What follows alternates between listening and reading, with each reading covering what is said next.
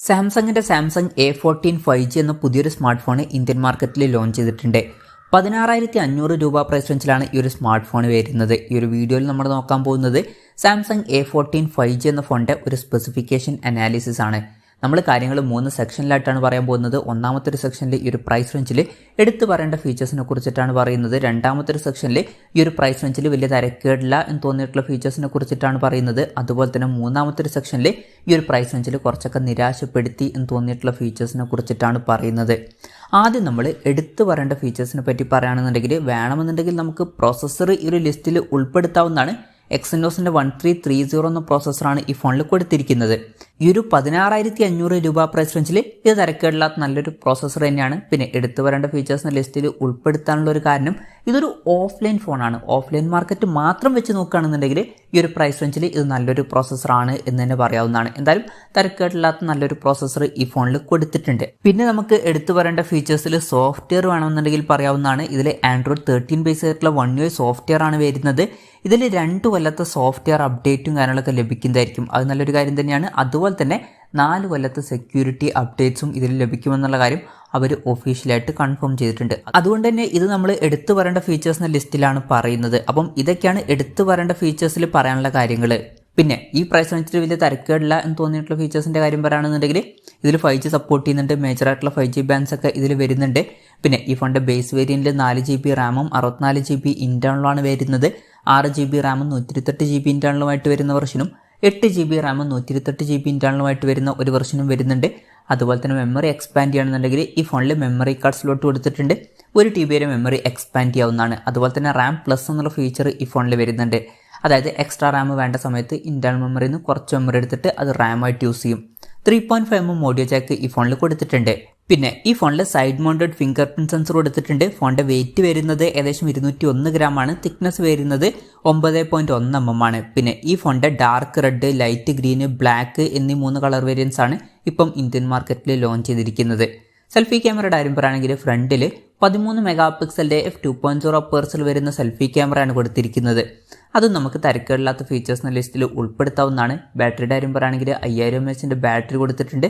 പിന്നെ ഡിസ്പ്ലേയുടെ കാര്യത്തിൽ ഈ ഫോണിൽ 90 Hz റിഫ്രഷ് റേറ്റ് സപ്പോർട്ട് ചെയ്യുന്നുണ്ട്. അതും നമുക്ക് വേണമെന്നുണ്ടെങ്കിൽ തരക്കേടില്ലാത്ത ഫീച്ചേഴ്സിൻ്റെ ലിസ്റ്റിൽ ഉൾപ്പെടുത്താവുന്നതാണ്. അതുപോലെ തന്നെ 6.6 ഇഞ്ചിൻ്റെ ഫുൾ HD+ ഡിസ്പ്ലേ ഈ ഫോണിൽ വരുന്നുണ്ട്. ശ്രദ്ധിക്കേണ്ട ഒരു കാര്യം LCD പാനലാണ് ഇതിൽ ഉപയോഗിച്ചിരിക്കുന്നത്. AMOLED ഡിസ്പ്ലേ വരുന്നില്ല. ഈ ഒരു പ്രൈസ് റേഞ്ചിൽ പല ഫോണുകളിലും AMOLED ഡിസ്പ്ലേ ഒക്കെ വരുന്നുണ്ട്. എന്നാലും നമ്മൾ തരക്കേടില്ലാത്ത ഫീച്ചേഴ്സിൻ്റെ ലിസ്റ്റിലാണ് ഈ ഒരു കാര്യം ഉൾപ്പെടുത്തിയിരിക്കുന്നത്. പ്രത്യേകിച്ച് ഒരു ഓഫ്ലൈൻ ഫോണാണ് എന്നുള്ള കാര്യം കൺസിഡർ ചെയ്യുമ്പോൾ. ഇനി നിങ്ങൾക്ക് ഈ ഒരു പ്രൈസ് റേഞ്ചിൽ AMOLED ഡിസ്പ്ലേയുമായിട്ട് വരുന്ന 5G ഫോണൊക്കെ വേണമെന്നുണ്ടെങ്കിൽ അതിനുള്ള ഓപ്ഷൻസ് ഒക്കെ വരുന്നുണ്ട്. പിന്നെ ഈ ഒരു പ്രൈസ് റേഞ്ചിൽ കുറച്ചൊക്കെ നിരാശപ്പെടുത്തി എന്ന് തോന്നിയിട്ടുള്ള ഫീച്ചേഴ്സിൻ്റെ കാര്യം പറയുകയാണെന്നുണ്ടെങ്കിൽ ഒന്ന് ഫോണിൻ്റെ ഫ്രണ്ടിൽ വാട്ടർ ഡ്രോപ്പ് നോച്ച് ഡിസൈനുള്ള നോച്ചാണ് വരുന്നത്. ഈ ഒരു പ്രൈസ് റേഞ്ചിലൊക്കെ നമ്മൾ ഇപ്പം പഞ്ചോൾ ഡിസൈനും കാര്യങ്ങളൊക്കെയാണ് എക്സ്പെക്ട് ചെയ്യുന്നത്. എന്നാൽ ഈ ഫോണിൽ അതൊന്നും കൊടുത്തിട്ടില്ല. പഴയ വാട്ടർ ഡ്രോപ്പ് നോച്ച് ഡിസൈനാണ് വരുന്നത്. പിന്നെ ചിന്നും ബെസൽസ് ഒക്കെ അത്യാവശ്യം വലുതാണ്. എന്തായാലും ഡിസ്പ്ലേ ഫീച്ചേഴ്സ് നമ്മൾ മൊത്തത്തിൽ നോക്കുകയാണെന്നുണ്ടെങ്കിൽ ഡിസ്പ്ലേ ഫീച്ചേഴ്സ് മൊത്തത്തിൽ നോക്കുമ്പോൾ നിരാശപ്പെടുത്തി എന്നുള്ള ലിസ്റ്റിൽ നമുക്ക് ഉൾപ്പെടുത്തേണ്ടി വരും. കാരണം ഈ ഒരു പ്രൈസ് റേഞ്ചിന് പറ്റിയിട്ടുള്ള മികച്ച ഡിസ്പ്ലേ ഫീച്ചേഴ്സൊന്നും ഈ ഫോണിൽ വരുന്നില്ല. ഇനി ക്യാമറയുടെ കാര്യം നോക്കുകയാണെന്നുണ്ടെങ്കിൽ ഫോണിൻ്റെ പിന്നിൽ ട്രിപ്പിൾ ക്യാമറ സെറ്റപ്പാണ് വരുന്നത്. 50 മെഗാപിക്സലിൻ്റെ f1.8 അപ്പേഴ്സിൽ വരുന്ന മെയിൻ ക്യാമറ സെൻസറാണ് ഈ ഫോണിൽ വരുന്നത്. പിന്നെ 2 മെഗാപിക്സലിൻ്റെ f2.4 അപ്പേഴ്സിൽ വരുന്ന മാക്രോ ലെൻസും അതുപോലെ തന്നെ 2 മെഗാപിക്സലിൻ്റെ f2.4 അപ്പേഴ്സിൽ വരുന്ന ഡെപ്ത് സെൻസറും ഈ ഫോണിൽ വരുന്നുണ്ട്. അൾട്രാ വൈഡ് ആംഗിൾ ലെൻസ് ഒന്നും ഇതിൽ കൊടുത്തിട്ടില്ല. അതുകൊണ്ട് തന്നെ നിരാശപ്പെടുത്തി എന്നുള്ളൊരു ലിസ്റ്റിലാണ് നമ്മൾ ബാക്ക് ക്യാമറ ഉൾപ്പെടുത്തുന്നത്. ഈ ഒരു ഫോണിൽ സിംഗിൾ സ്പീക്കറെ കൊടുത്തിട്ടുള്ളൂ. ഈ ഒരു പ്രൈസ് റേഞ്ചിലൊക്കെ അവർക്ക് ഡ്യുവൽ സ്റ്റീരിയോ സ്പീക്കേഴ്സും കാര്യങ്ങളൊക്കെ കൊടുക്കായിരുന്നു. അപ്പം അതും കുറച്ചൊക്കെ നിരാശപ്പെടുത്തി എന്ന് പറയേണ്ടി വരും.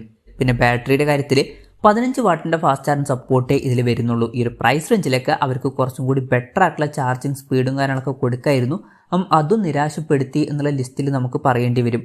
പിന്നെ പറയേണ്ട ഒരു കാര്യം ഫോണിൻ്റെ ബോക്സിൽ ചാർജർ വരുന്നില്ല. ചാർജർ നമ്മൾ സെപ്പറേറ്റ് മേടിക്കേണ്ടി വരും. അപ്പം അതും നിരാശപ്പെടുത്തി എന്നുള്ള ഫീച്ചേഴ്സിൽ നമ്മൾ ഉൾപ്പെടുത്തുകയാണ്. അപ്പം ഇതൊക്കെയാണ് ഫീച്ചേഴ്സിനെ പറ്റി പറയാനുള്ള കാര്യങ്ങൾ. ഇനി വിലയുടെ കാര്യം പറയുകയാണെന്നുണ്ടെങ്കിൽ ഈ ഫോണിൻ്റെ 4GB റാം വെർഷൻ്റെ വില വരുന്നത് 16,499 രൂപയാണ്. 6GB റാം വെർഷൻ്റെ വില വരുന്നത് 18,999 രൂപയാണ്.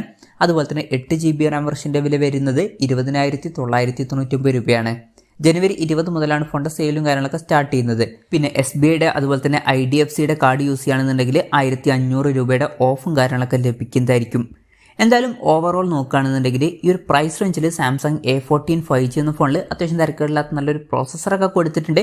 പക്ഷേ ബാക്കി ഫീച്ചേഴ്സ് അത്ര മികച്ചതാണ് എന്നൊന്നും പറയാൻ പറ്റില്ല. എന്തായാലും ഓവറോൾ നോക്കുകയാണെന്നുണ്ടെങ്കിൽ ഈ ഒരു പ്രൈസ് റേഞ്ചിൽ ഇത് അത്ര ബെസ്റ്റ് ആയിട്ടുള്ള ഫോണാണ് എന്നൊന്നും പറയാൻ പറ്റില്ല. അത്യാവശ്യം തിരക്കേടില്ലാത്തൊരു പ്രോസസ്സർ കൊടുത്തിട്ടുണ്ട്, അത്രേ ഉള്ളൂ.